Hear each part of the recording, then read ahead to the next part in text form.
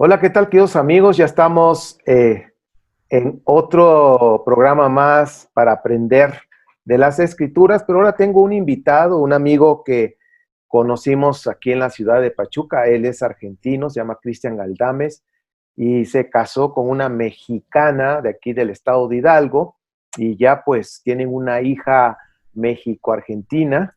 Y pues bueno, él hoy nos va a compartir un tema acerca del templo, la primera parte de tres, y creo que va a estar muy interesante el tema. Vamos a aprender muchísimo, muchísimo. Tomen notas.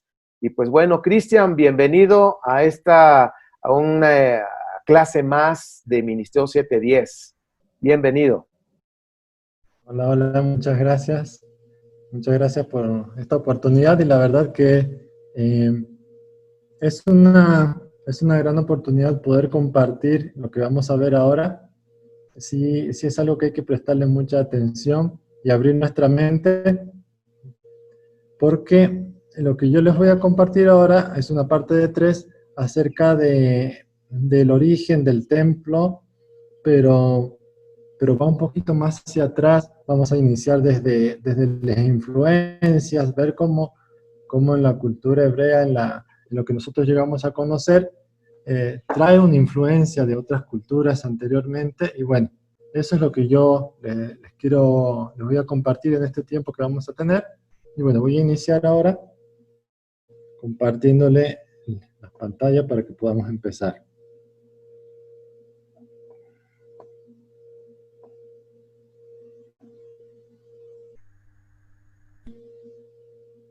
Perfecto. Fíjense.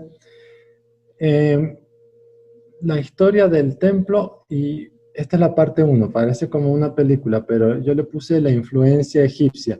Aquí nosotros vamos a poder ver eh, cómo fue la influencia de Egipto sobre Israel y sobre la cultura, y bueno, lo que fuimos conociendo también sobre los relatos bíblicos, ¿sí? Parte de lo que vamos a ver aquí en la conferencia uno son las definiciones, algunas definiciones importantes que tenemos que tener en cuenta. Y fíjense las influencias externas en el culto de Israel. Bueno, cuando vamos a iniciar con las definiciones es importante, y a mí siempre eh, me gusta que podamos tener bases. Si vamos a hablar de algo, saber partir desde qué significa eso de lo que vamos a hablar. Entonces aquí, cuando vamos a hablar del templo, del origen del templo, tenemos que saber qué significa templo. Y fíjense, templo, la palabra que nosotros conocemos como templo, viene de una palabra en latín que es templum, y designa un edificio sagrado. En el origen designaba, el origen de esta palabra viene de cuando los chamanes, digamos, los augur que se llamaban, miraban el cielo, ¿sí? Y vemos como dice ahí en su origen, designaba la zona del cielo que el augur utilizaba para contemplar qué aves la atravesaban y en qué sentido, estableciendo así los augurios. Imaginémonos en ese entonces, el sabio, el chamán, miraba, buscaba conectarse con Dios, y siempre hemos buscado conectarnos con Dios. Pues lo hemos ubicado a Dios como algo superior en los cielos. Entonces ellos así iban, miraban a los cielos, y en ese lugar donde ellos miraban a los cielos o buscaban una revelación, que en ese entonces lo hacían a través de cómo volaban las aves, eh, ese lugar era lo que se llamaba templo. Fíjense de dónde viene. Muchas religiones, si no todas, digamos que todas las religiones, tienen edificios que se consideran sagrados, y ese espacio en ese momento era algo considerado como sagrado porque era algo especial, era el lugar donde se hacía la conexión con, con la deidad, ¿no? Avancemos.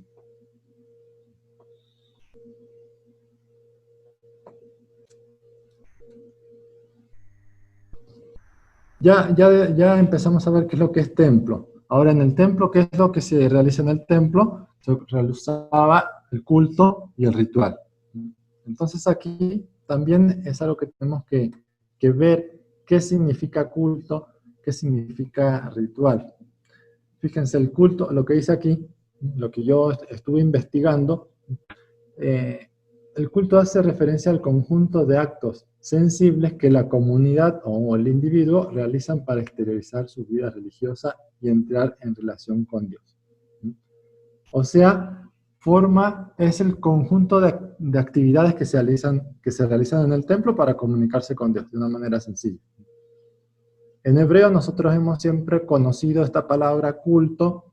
Cuando salimos y empezamos a estudiar la parte hebrea, la palabra hebrea para culto es abodá, y tiene más que ver con un servicio.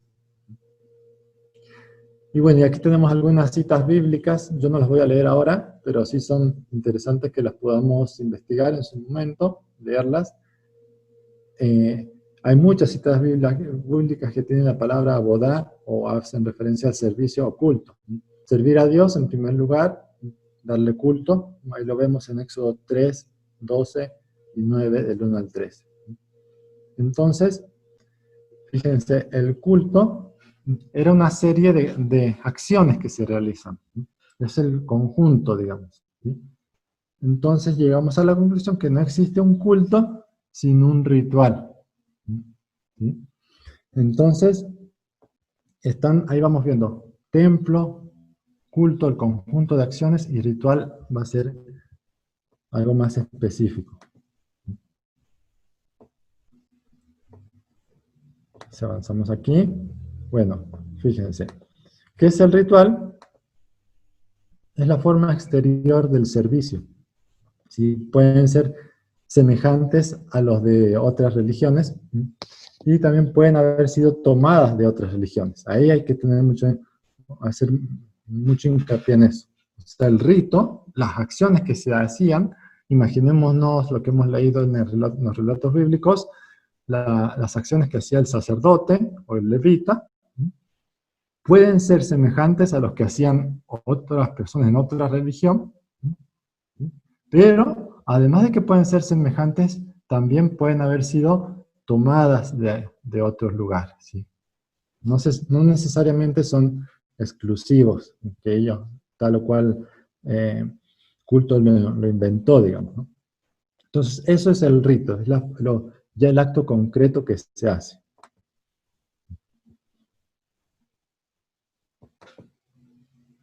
Fíjense, y aquí yo me di a la tarea de conseguir algunas imágenes que son importantes en cuanto para que podamos conocer cuáles son las posibles influencias de otras culturas en los mitos del Pentateuco. Como ya Ernesto les ha estado compartiendo, incluso hay un libro que le está recomendando, que se llama La Biblia sin mitos. Sí, en el Pentateuco, sí, en la Torá, hay mitos.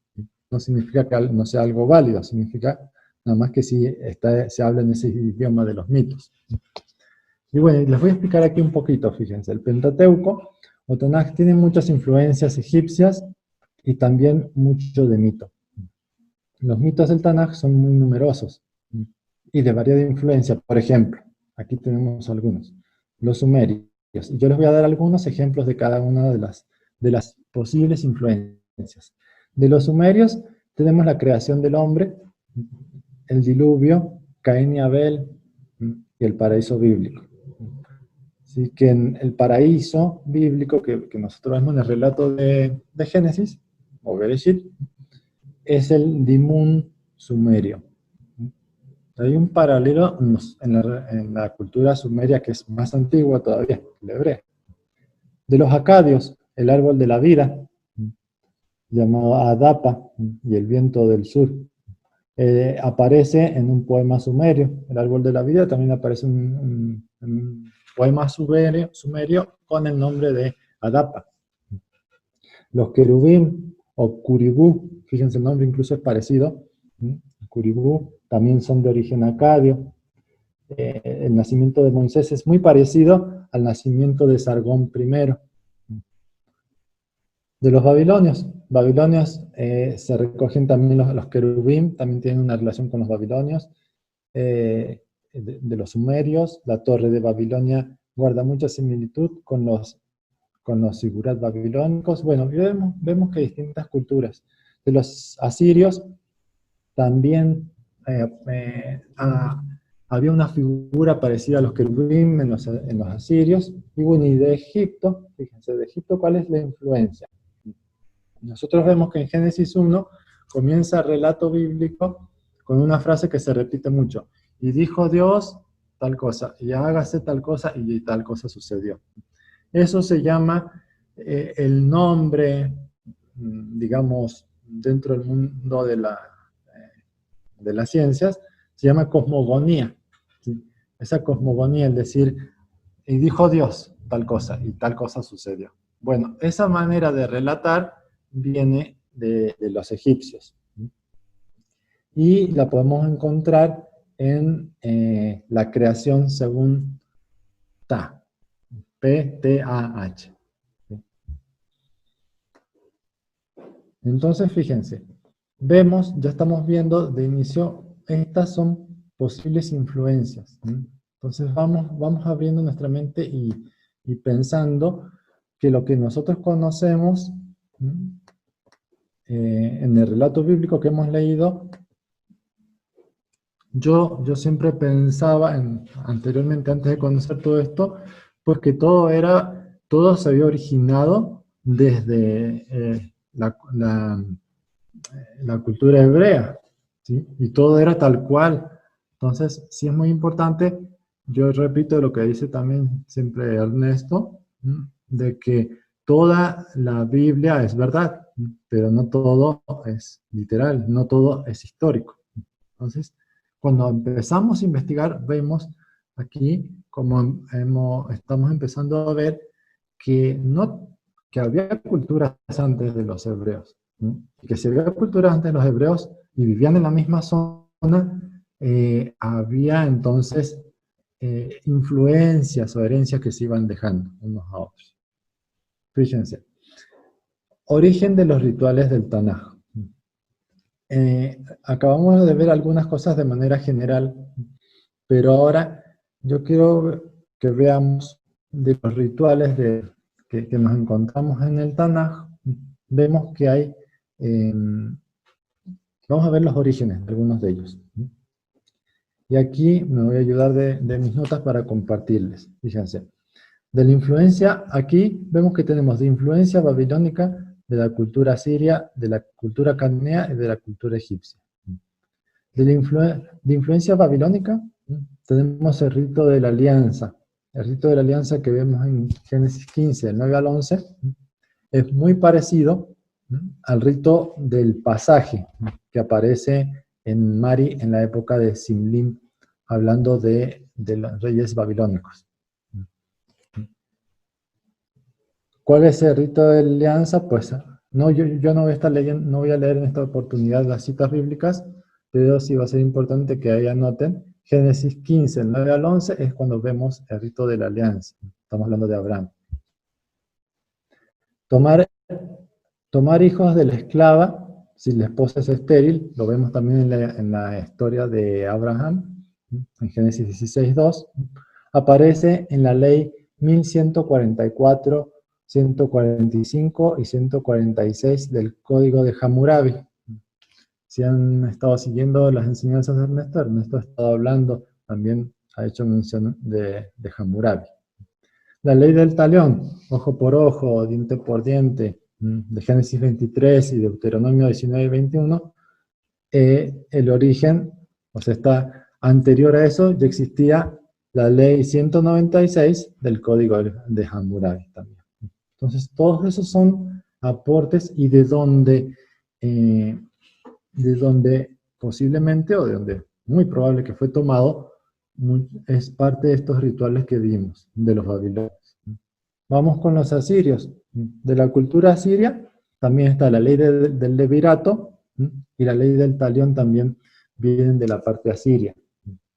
De la cultura cananea, como hemos estado viendo, que el pueblo de Israel no es que conquistó Canaán, sino que de ahí salió del mismo Canaán. Bueno, en la cultura cananea ya existía el sacrificio por el pecado de la inadvertencia, o sea, por la culpa, por el error. El sacrificio por el error que vemos en Levítico 4 ya existía dentro de la cultura cananea, de las otras culturas que ahí habitaban. La purificación de la lepra, la purificación de los edificios, las ofrendas de las primicias de Deuteronomio 16, del 13 al 16, ya es algo que ya se hacía en toda la zona de Canaán. El ritual de las cabañas, como bien lo vimos, o los tabernáculos, las sukkot, también es algo que ya se hacía en esa área. Bueno, esos son algunos de los de las herencias y del origen de los rituales. Al final, también como hace Ernesto, yo les voy a dejar de dónde he tomado todo y cada uno de estos que yo les estoy hablando aquí.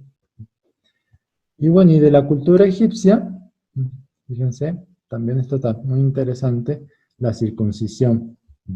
La circuncisión, si ahora hablamos de circuncisión, siempre pensamos en judíos, ¿sí? En la cultura judía, pero no es exclusivo de la cultura judía, sino que ya los egipcios lo hacían, la circuncisión.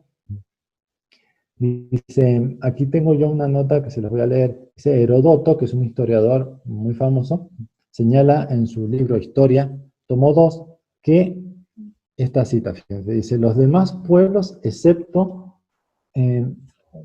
cuando los han aprendido de los egipcios, dejan el pene como al nacer, pero ellos lo circuncidan.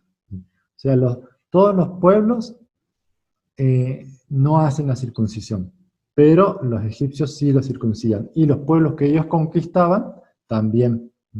Suena parecido pues a lo que vemos en el relato de Jacob también.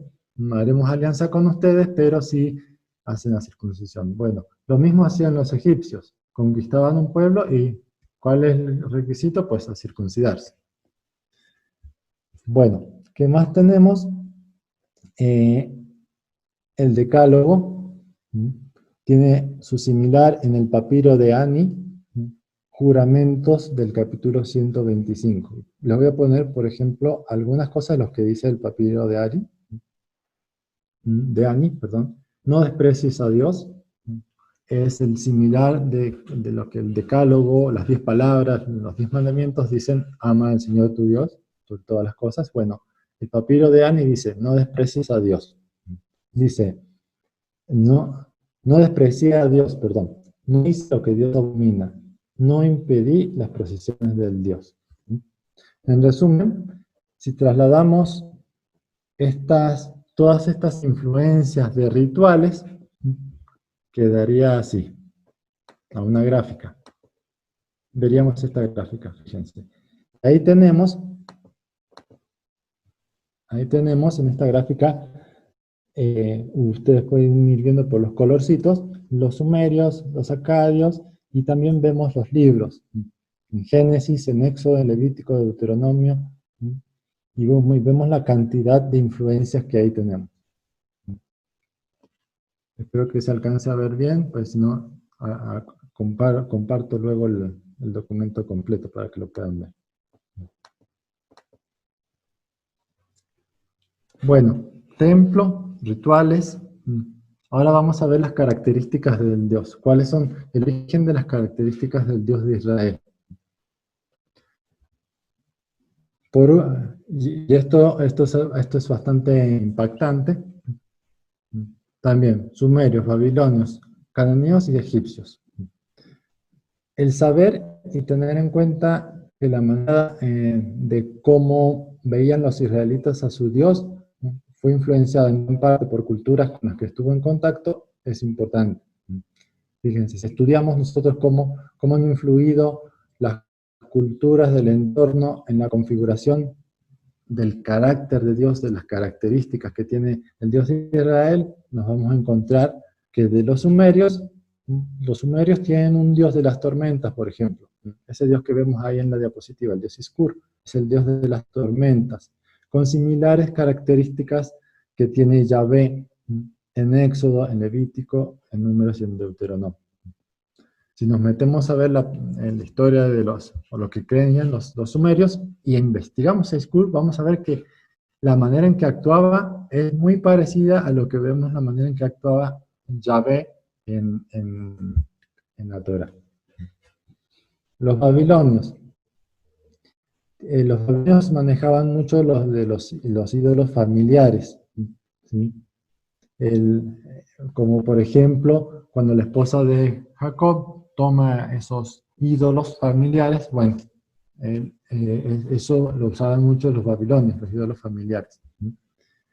Y luego también de los babilonios podemos encontrar el tema de Azazel, el chivo expiatorio, que hay toda una especificación que nos habla ya en Levítico 16 acerca de Azazel. El rito es similar. En los babilonios tenían un rito que se llamaba el rito de la entronización de Elba, y era muy similar al rito de lo que se hacía con el chivo expiatorio. Y bueno, y por último, los cananeos, que aquí vamos a encontrar muchos, el dios El, que está famosísimo dios El, los santuarios y las tumbas. Los cananeos, en este caso, también ver aquí, utilizan, bueno, ese nombre, El, y también combinaciones, como por ejemplo El Shaddai, que vemos como un nombre de Dios. Nosotros leemos El Shaddai, incluso hay a nivel cristiano en muchas iglesias que se llaman El Shaddai, pero ya es de influencia cananea, porque él está hablando del Dios El. Bueno, tenemos además al Dios descrito en sus versículos, bueno, es muy parecido al Dios cananeo El. Además, en los relatos de Génesis, fíjense, 35, 2 y subsiguientes, y los que le siguen, se utilizan los mismos santuarios que utilizaban los cananeos. Las estelas y los árboles sagrados, Asherá, también provienen de la cultura cananea. De eso no voy a ahondar mucho porque ya Ernesto ha estado hablando mucho de Asherá y de los árboles y de todo eso, lo que ellos hacían. Los entierros, también, si vemos nosotros, cuando Abraham va a entrar a su esposa, va con los hijos de Het. Y en el tema en la cultura cananea, los entierros eran muy famosos ahí las tumbas hititas, ¿sí? Los cananeos acostumbraban a eso. En las tumbas hititas ahí entran sus muertos.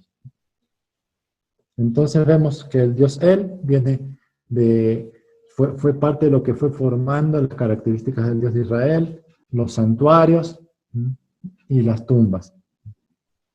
Y por último, de los egipcios, ¿qué cosas formaron las características del Dios de Israel? Los sueños proféticos, las adivinaciones. No es casualidad que José, en el relato bíblico, José, el soñador, pues justo donde se desarrolla esa historia es en Egipto. Entonces los sueños proféticos, las adivinaciones, los milagros de Moshe y la serpiente de bronce. Aquí yo les voy a ahondar un poquito más en esto de los egipcios. Fíjense. Vemos que dice, cuando habla de la copa de José, o sea, dice, se trata nada menos que de lo que utiliza mi Señor para beber y también para sus adivinaciones. Y está hablando de que eso a veces no nos damos cuenta, pero lo vemos eso en el relato bíblico, pero en ese momento José está como un dirigente egipcio. Entonces estamos hablando ahí de la copa de las adivinaciones, y bueno, eso ya bien vemos que tiene una herencia, una influencia egipcia. La separación, aquí hay algo también muy interesante.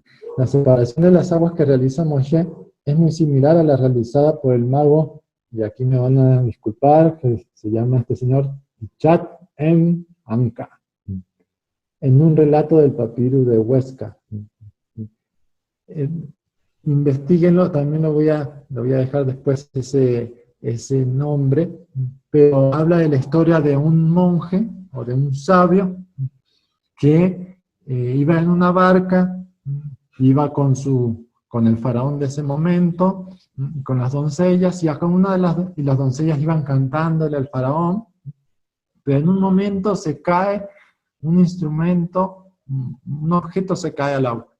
Y el faraón manda a llamar a este monje para que las ayude, porque se pone muy triste la doncella, y bueno, y el faraón no podía estar triste, los reyes nunca pueden estar tristes, y bueno, y este señor, este monje hace un milagro también, y se abren las aguas y sale el aparato, es el objeto. Yo se los estoy relatando de una manera muy general. Bueno, ahí vemos. Eso tiene su similar a lo que nosotros vemos en el relato bíblico con la apertura del mar. La serpiente de Moshe, que ya vemos un poquito más avanzando en la Torah, la serpiente. Esta serpiente aparece también en la religión Ugarit. Ugarit también es una cultura que nos ha hablado bastante Ernesto. Y esa serpiente tiene el nombre del dios Orot. El dios Orot tiene una forma de serpiente. Y estaba relacionado con la protección de las mordeduras de las serpientes. Bien, ¿y cómo lo vemos en el relato bíblico? Que los habían mordido muchas culebras, se estaban muriendo, y que les dice Moshe, pues, Dios le dice a Moshe que ponga una serpiente de bronce y que la mire y se van a sanar. Bueno, esa serpiente nada más y nada menos que está relacionado con el dios Ugaril Orot, que tenía esa capacidad de ayudar, bueno, decían, ¿no? De ayuda, era efectivo contra las mordeduras de serpiente.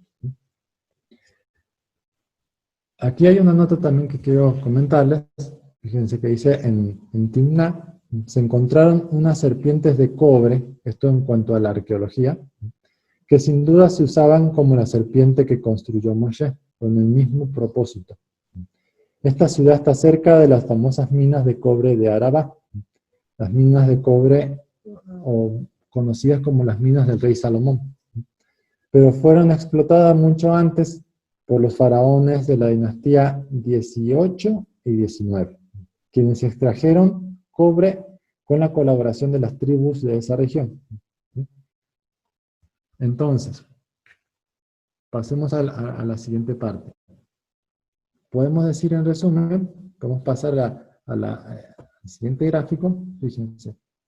Y este gráfico nos muestra todo lo que yo les acabo de hablar de las posibles influencias de otras culturas en la formación de las características del Dios de Israel. Y algunas de las que yo les mencioné, pues están ahí con numeritos. Están las culturas, están los libros y cuántas influencias han podido tener de cada uno.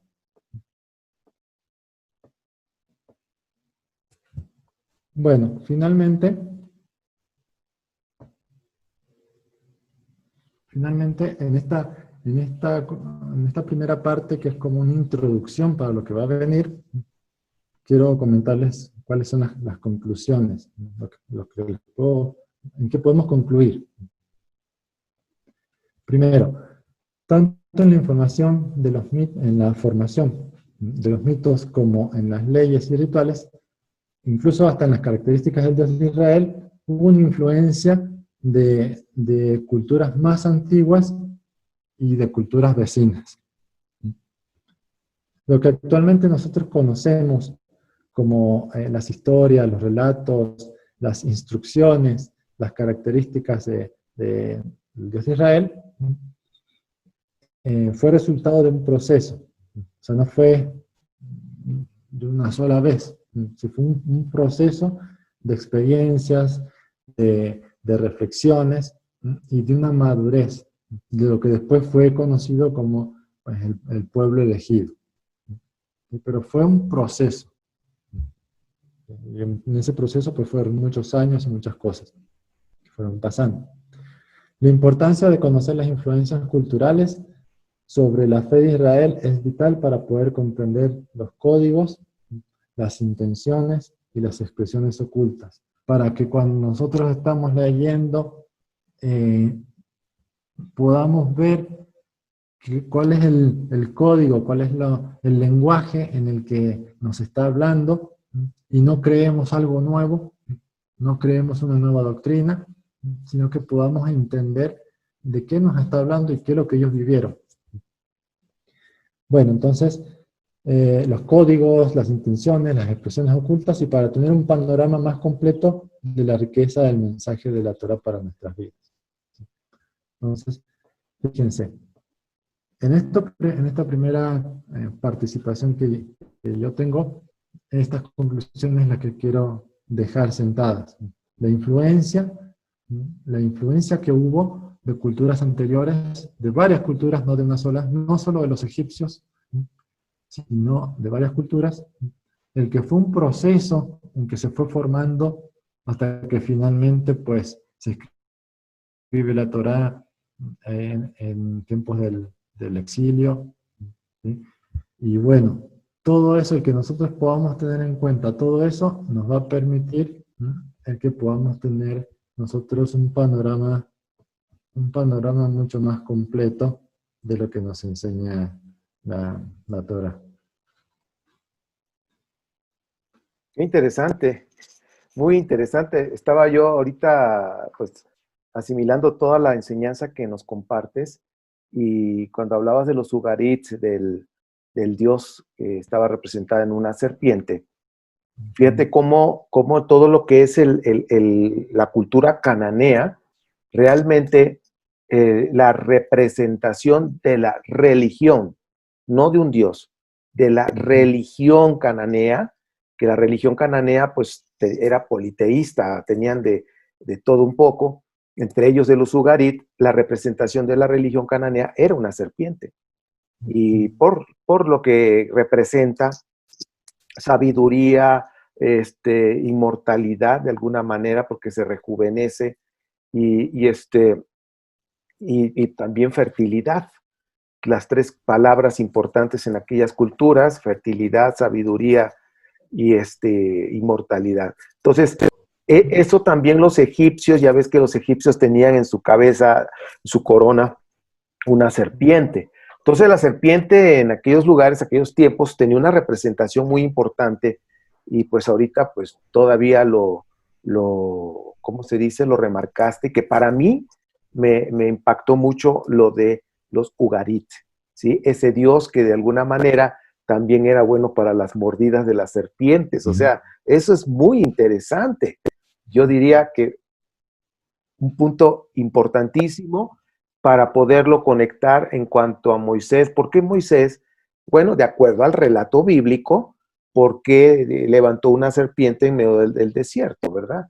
Entonces, pues está muy interesante. Cristian, de veras, quiero decirle a la audiencia que Cristian es un investigador bíblico, que, oye, por cierto, no nos dijiste los libros, pero bueno, ahorita nos los puedes comentar de donde pudiste tú investigar, para que la audiencia pueda buscarlos y aumentar más. Aparte de verificar la información, creo que hay más información que yo sé que ahorita no lo diste por cuestión de tiempo. Entonces, aprovecho para invitar a la audiencia en Facebook, en libros tenemos pues estamos compartiendo, es una comunidad donde compartimos libros, puros libros, no es de debates, no, nada más nos compartimos libros para aprender, para estudiar. Y aquí abajo de YouTube voy a dejar también el link, si aún no estás en este grupo, para que te integres. Cristian, ¿quieres comentar algo de la bibliografía? Sí. Primero comentar que estaba en la última diapositiva y me olvidé, pero sí considero importante, aquí lo voy a poner, porque sí, lo que yo compartí es, como dicen esto, un súper mega resumen de toda la información que hay.